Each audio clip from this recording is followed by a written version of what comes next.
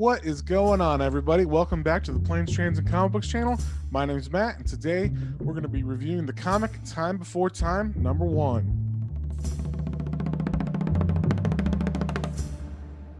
And before we get started, if you wouldn't mind, like, sharing, subscribing, all that good stuff, commenting down below, let me know if you read this one or not.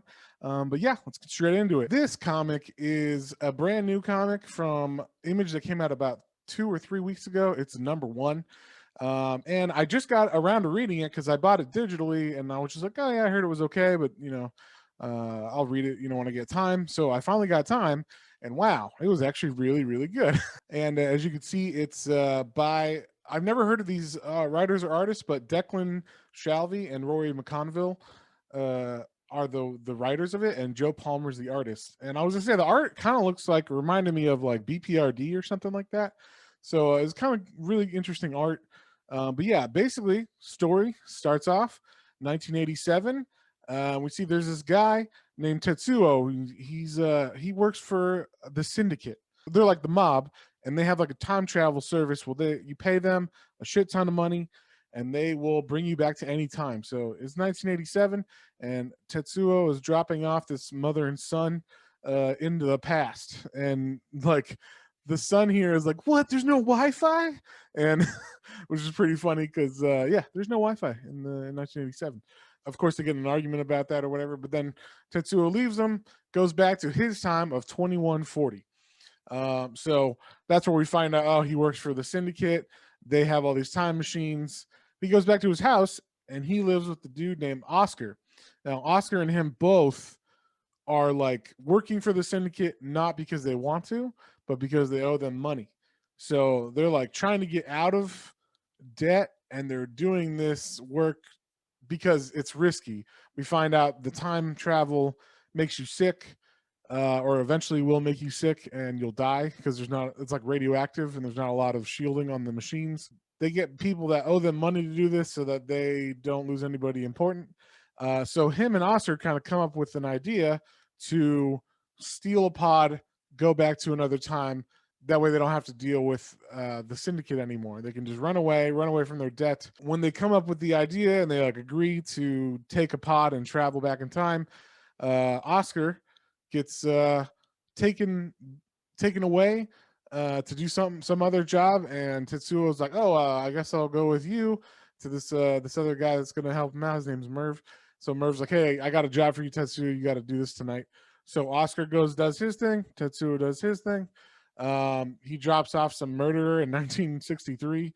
And so, to be like, I don't know if this guy's going to come back, if he's going to be like some serial killer or something, but it's funny because he drops this guy off in 1963, and the guy starts talking, of course, talking too much.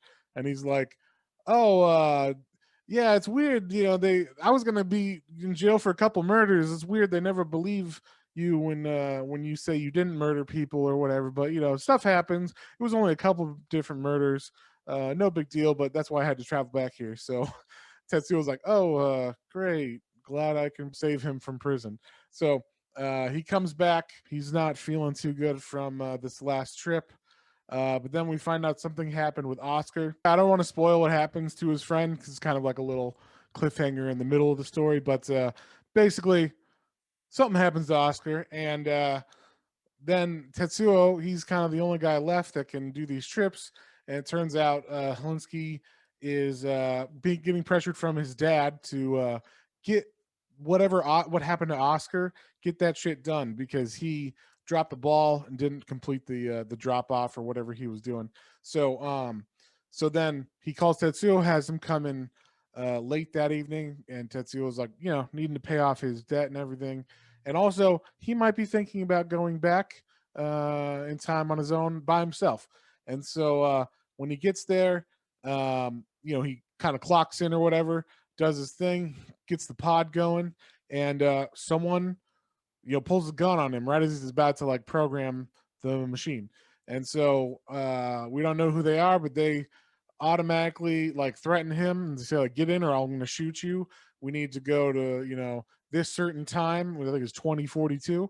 And he's like, oh shit, like what are you doing, you trying to steal this? And then all of a sudden the guards see her and they start shooting back at her. She like tells him to go, and the time machine warms up, and he gets sent back in time or somewhere in time with her, and we leave it there. I don't want to spoil the last cliffhanger or whatever, but we don't know where we are in this last because we don't have a time period that shows up. I really liked this issue, and especially since I didn't know anything about it. If I had read this the week of, I probably would have done a review that week. But so I just wanted to make sure I touched on it because it was really good. I'm definitely going to buy the second one. This one I would give a 4 out of 5. Had a lot of interesting things going on in it. Made me want to read more. I definitely want to see what happens more with Tetsuo and what's going to happen to him in the past or wherever the fuck he is in the time stream. And yeah, it's an interesting concept. So with that being said, if you guys once again wouldn't mind like, sharing, subscribing, let me know what you guys thought of this comic, if you liked it, if you didn't, and yeah, we'll see you on the next one.